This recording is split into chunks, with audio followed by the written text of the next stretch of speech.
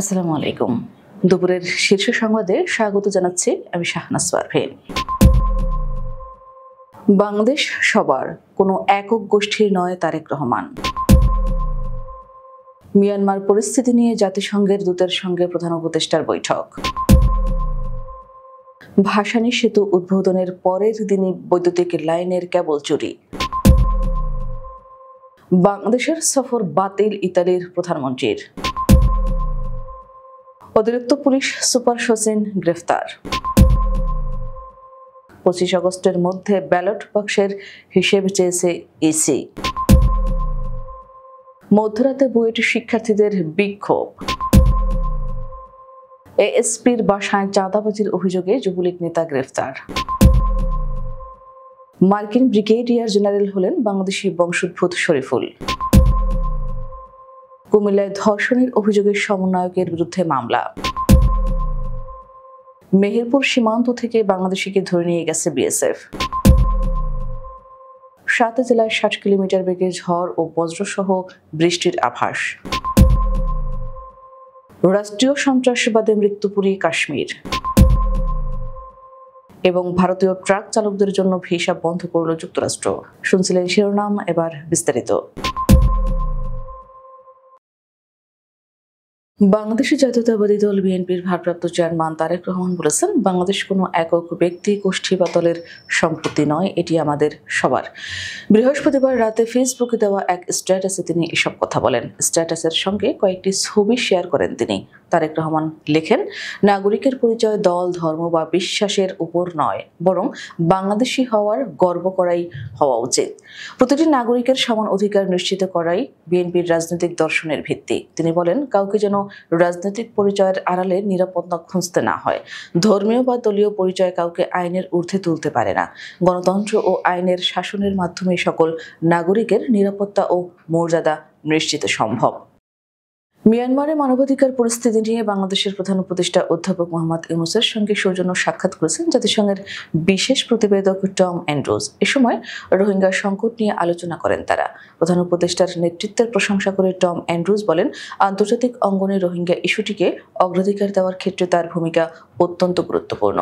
Andrews স্মরণ করিয়ে দেন, প্রধান উপদেষ্টার উদ্যোগেই জাতিসংঘ সদর দপ্তরে আগামী 30 সেপ্টেম্বর রোহিঙ্গা বিষয়ে একটি আন্তর্জাতিক সম্মেলন অনুষ্ঠিত হতে যাচ্ছে।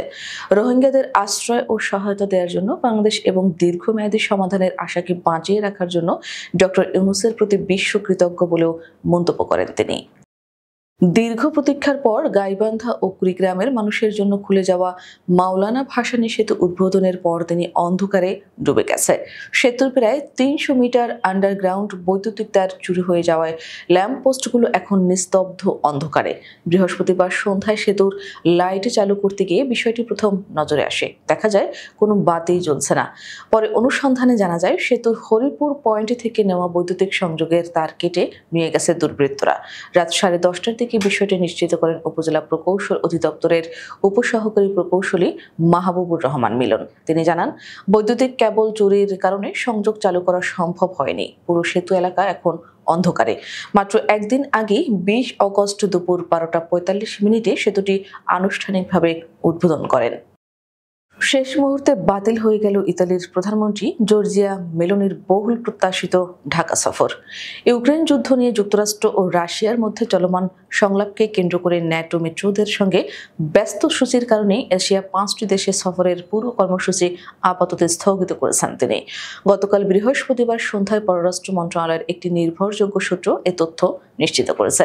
অন্তর্বর্তী সরকারের প্রধান উপদেষ্টা ডক্টর মোহাম্মদ ইউনূসের আমন্ত্রণে মেলোনির 30 আগস্ট 2 দিনের সফরে ঢাকায় পৌঁছানোর কথা ছিল। সফরসূচি অনুযায়ী 31 আগস্ট প্রধান উপদেষ্টার সঙ্গে আনুষ্ঠানিক বৈঠক করারও পরিকল্পনা ছিল। এমনকি সফরে প্রধানমন্ত্রীর সঙ্গে তার কন্যাকেও বাংলাদেশে আনার কথা শোনা যাচ্ছিল। পররাষ্ট্র মন্ত্রণালয় জানিয়েছে, ইতালির প্রধানমন্ত্রীকে ঘিরে সব প্রস্তুতি ইতিমধ্যেই প্রায় শেষ পর্যায়ে পৌঁছেছিল। রাজধানীর ফার্মগেট এলাকায় পুলিশের গুলিতে শহীদ গুলাম নাফিজ হত্যা মামলায় গ্রেপ্তার হয়েছেন অতিরিক্ত পুলিশ সুপার শচীন মৌলিক। বৃহস্পতিবার খাগড়াছড়ির মহলছড়ি থেকে ডিবি পুলিশের সদস্যরা তাকে আটক করে। খাগড়াছড়ি পুলিশের একজন কর্মকর্তা শচীন মৌলিককে গ্রেফতারের বিষয়টি স্বীকার করেছেন। জুলাই অভ্যুত্থানের পর পুলিশ কর্মকর্তা শচীন মৌলিককে মহলছড়ি ৬ APBN-এ সংযুক্ত করা হয়। ঘটনার সময় তিনি পুলিশের তেজগাঁও জোনের এডিসি ছিলেন।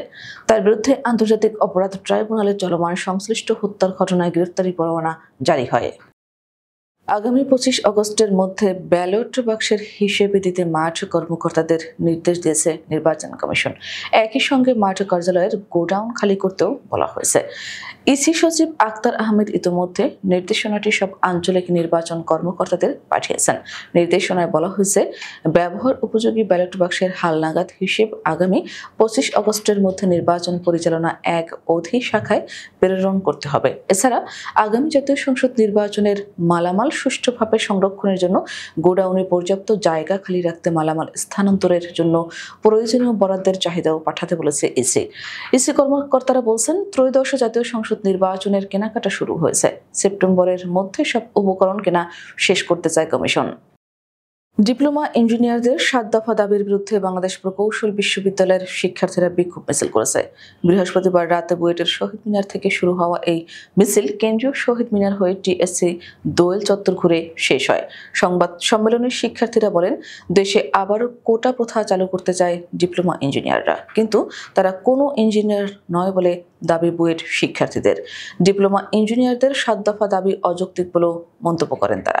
গত 20 আগস্ট রাজধানীর প্রেস ক্লাবে মানববন্ধন কর্মসূচি পালন করেন পলিটেকনিক শিক্ষক, শিক্ষার্থী ও ডিপ্লোমা ইঞ্জিনিয়াররা।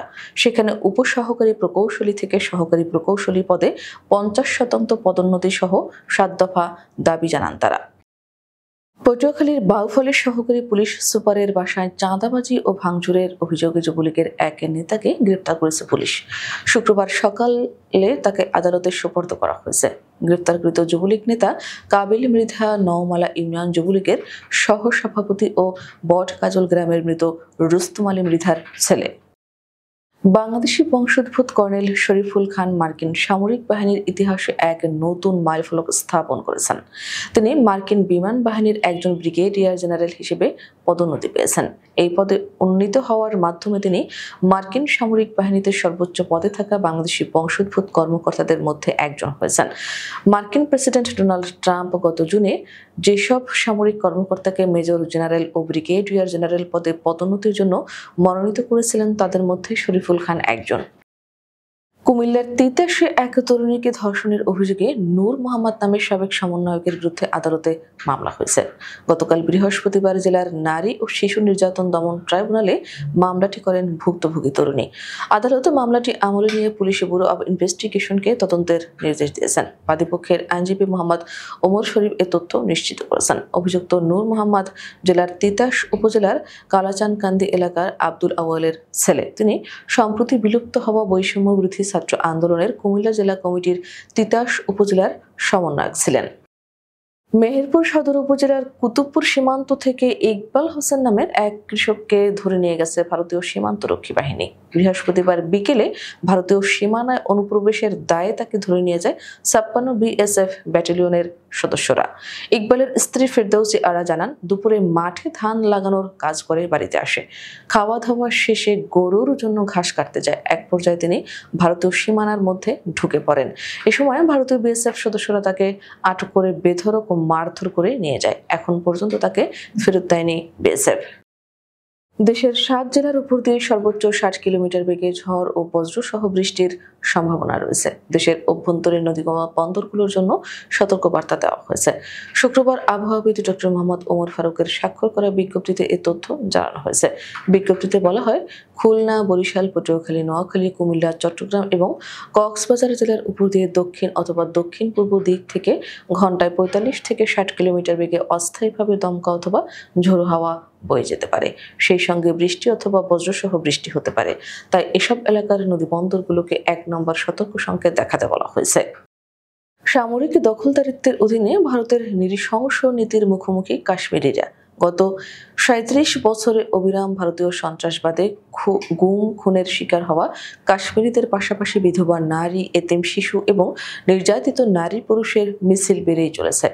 সম্প্রতি কাশ্মীর মিডিয়া সার্ভিসের গবেষণা বিভাগের প্রকাশিত একটি প্রতিবেদনে বলা হয়েছে, বিজেপি সরকার ভারতের অবৈধভাবে অধিকৃত জম্মু ও কাশ্মীরে রাষ্ট্রীয় সন্ত্রাসবাদ আরও বাড়িয়েছে। বিশেষ করে 2019 সালের 5 আগস্টের পর থেকে যখন মোদী সরকার 370 এবং 35 এ ধারা বাতিল করে অবৈধভাবে এই অঞ্চলের বিশেষ মর্যাদা কেড়ে নেয়। গত 78 বছর ধরে কাশ্মীরিরা অবর্ণনীয় নৃশংসতা সহ্য করে আসছে। তারা এখনো ভারতীয় সামরিক দখলদারিত্ব, রাষ্ট্রীয় সন্ত্রাসবাদ এবং রাজনৈতিক অবিচারের শিকার হচ্ছে। ভূখণ্ডের সকল বয়সের এবং লিঙ্গের মানুষ চরম নিপীড়নের শিকার হচ্ছে। ফ্লোরিডায় ভয়াবহ সড়ক দুর্ঘটনার জেরে বাণিজ্যিক ট্রাক চালকদের জন্য কর্মী ভিসা তাৎক্ষণিকভাবে স্থগিত করেছে যুক্তরাষ্ট্র। বৃহস্পতিবার 21 আগস্ট পররাষ্ট্রমন্ত্রী মার্কো রুবিও সামাজিক যোগাযোগ মাধ্যম এক্সে এর সিদ্ধান্ত ঘোষণা করেন। রুবিও লিখেছেন, আমেরিকার সড়কে বিদেশি চালকদের ক্রমবর্ধমান সংখ্যা আমেরিকানদের জীবনের ঝুঁকির মধ্যে ফেলেছে এবং স্থানীয় ট্রাক চালকদের জীবিকা ক্ষতিগ্রস্ত করেছে। ফ্লোরিডার এক মহাসড়কে বেআইনিভাবে ইউটার্ন নিয়ে 3 জনকে হত্যার অভিযোগে অভিযুক্ত হন ভারতের নাগরিক হরজিন্দর সিং। তিনি অবৈধভাবে মেক্সিকো হয়ে যুক্তরাষ্ট্রে প্রবেশ করেছিলেন বলে অভিযোগ রয়েছে। দুর্ঘটনার পর একটি ইংরেজি পরীক্ষাও অকৃতকার্য হন তিনি। গত জুনে পরিবহন মন্ত্রী শন ডাফি নতুন নির্দেশিকা জারি করে বলেন, ট্রাক চালকদের ইংরেজি ভাষায় কথা বলতে হবে। আমাদের পরবর্তী রাতের শীর্ষ সংবাদ দেখার আমন্ত্রণ জানিয়ে এখনকার মতো বিদায় নিচ্ছি। দর্শক, ভিডিওটি শেষ পর্যন্ত দেখার জন্য আপনাকে অসংখ্য ধন্যবাদ। নিত্য নতুন সংবাদ পেতে আমাদের ইউটিউব চ্যানেলটি সাবস্ক্রাইব করুন ও নিয়মিত নোটিফিকেশন পেতে বেল বাটনটি ক্লিক করুন এবং আমাদের ফেসবুক পেজটিতে লাইক করুন। এছাড়াও আমাদের ভিডিওতে লাইক দিয়ে শেয়ার করুন। আল্লাহ হাফেজ।